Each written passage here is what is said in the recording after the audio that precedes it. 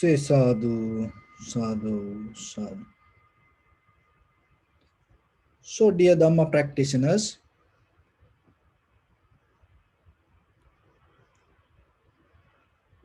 when you start your life as a human being, you didn't know from where you came.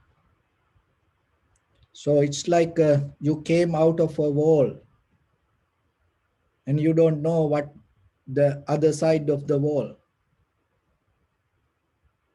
And you came and then you keep going now. Remember, you're going to meet another wall in the future. And once you hit that wall, you're going to end this life. And then you will pass that wall and then go to somewhere. So before you hit the wall, there is something you can do. Remember, you came out of the wall and you keep going towards another wall and you're going to hit it. All this people, whoever came to this world, eons by eons, through this history, generations to generations, your ancestors, everyone hit that wall. And you also going to hit. And we don't know, you and me, maybe in the very next second, next hour, next day, or next week, next year. So somewhere we will hit that. But before you hit the wall, there's something you can do. Recognizing that and doing it yourself is your responsibility. Because once you hit the wall, you cannot do anything. But now you have time. So then remember what you can do. One day, our Buddha visited King Kosala, his palace, for a dana. So when the Buddha visited the palace, and Buddha saw there were 3 horse carts. So that time the kings used to travel from horse cart. And there were 3 horse carts. So one was very damaged and very old. And it was kind of next to the palace. On the way to the palace, there was a garage. So in that garage, it was there. And the second horse cart was little bit okay. It's a little bit, usable. And the third one was very beautifully decorated. It's kind of like a new one. So then Buddha asked King Kosala, I can see that 3 horse carts. What are those? So after the dana that the Buddha had the conversation, and so then the King Kosala told, oh venerable sir, that older one is my grandfather. He used to use this horse cart. He used to do many kind of traveling, and even the King Kosala used to mention about the wars that he used to win using that horse cart. And the second one, it is my father's one, and he used to travel here and there, this country to that country, and he used to do this war and that war using this car. So he told his history about that horse cart. And this new one, oh, it is mine. And even venerable sir, this is the horse cart I used to go to that place and this place, and this is the horse cart I use for this woe and that woe. It is very good and run so fast, very well. So like that. He appreciate and mention about these 3 horse carts. And then the Buddha said, King Kosala, it's reflect our life. That is what I'm trying to teach to people. See, this when it comes to dharma, it is the Buddha, he used very simple example, whatever that the king also appreciate, and use the same object to bring the right subject. It's not about different teachings, the same thing that what we use, and it transformed to dharma.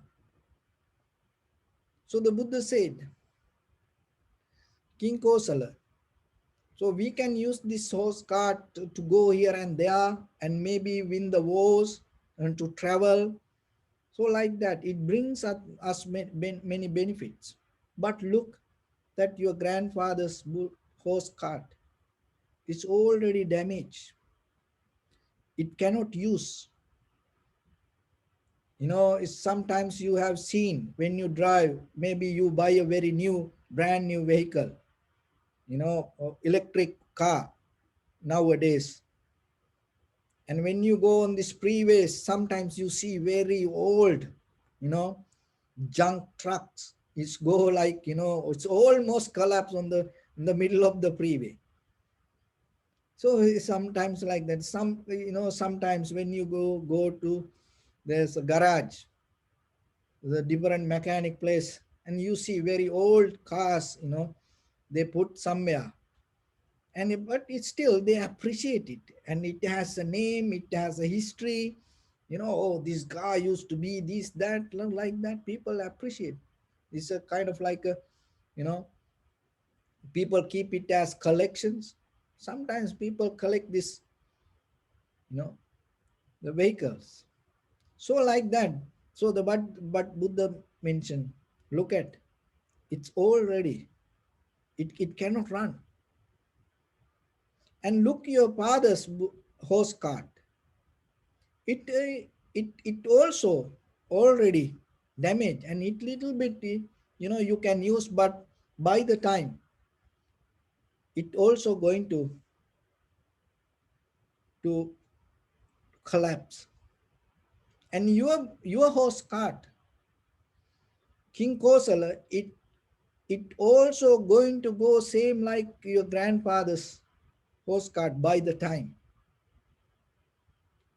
So you use this to go here and there, and to do many, overtake many countries, travel and enjoy. But at the same time, that horse cart has its own nature to to collapse itself. So our body also the same.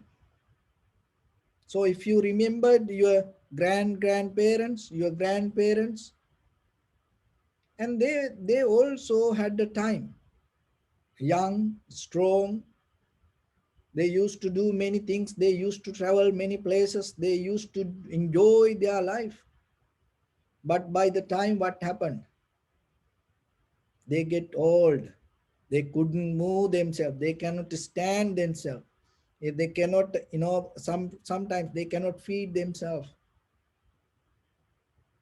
So like that, our body also one day going to become like that. So nowadays, you using this body, you can go here and there, you can enjoy your life, you can do many things. Nothing wrong with that. But remember, as soon as possible, when there is an opportunity come, there's this horse cart, that your horse cart going to hit the wall. So before that you hit the next wall, using this horse cart, rather than overtaking others' lives, rather than going here and there and spending your time and enjoying your life, and find the wisdom.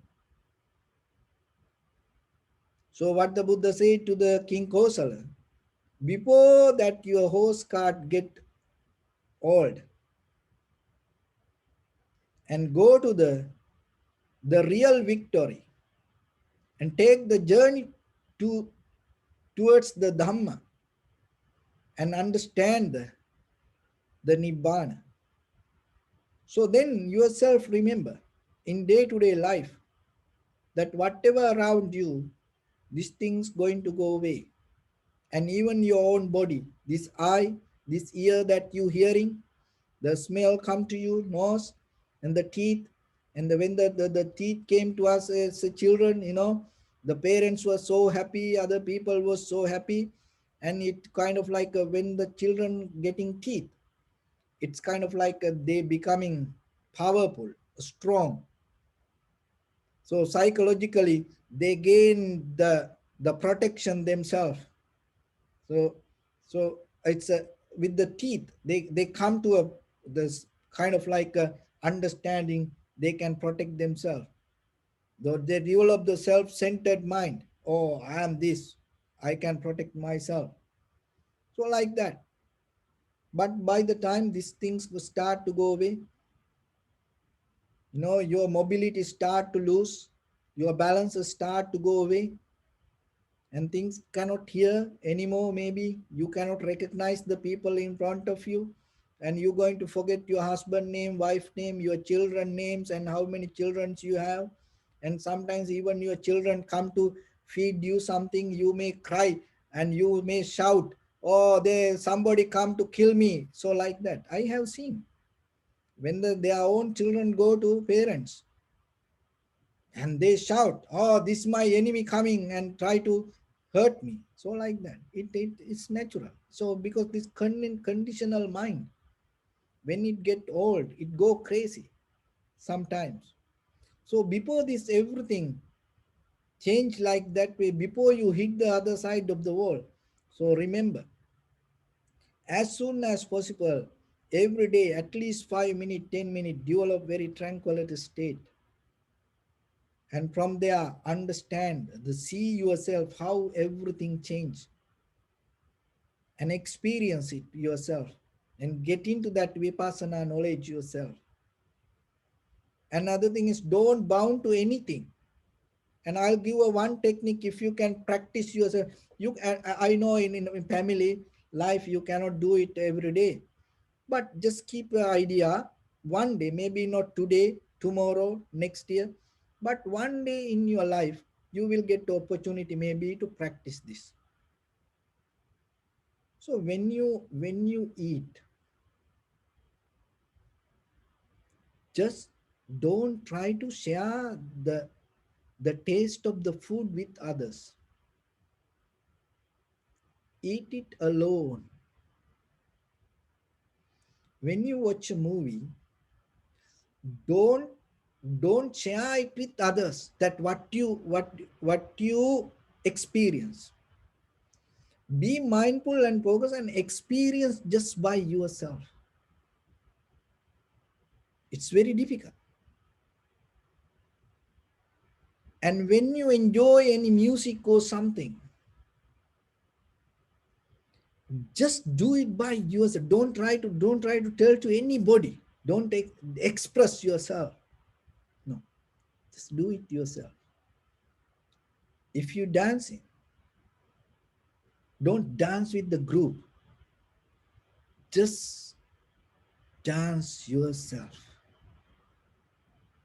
If you that seeing something, or if you're hearing something, or if you're doing something, so don't try to share it physically, verbally, mentally. Don't try to do it. Just try to do it by yourself. And so that's the first level.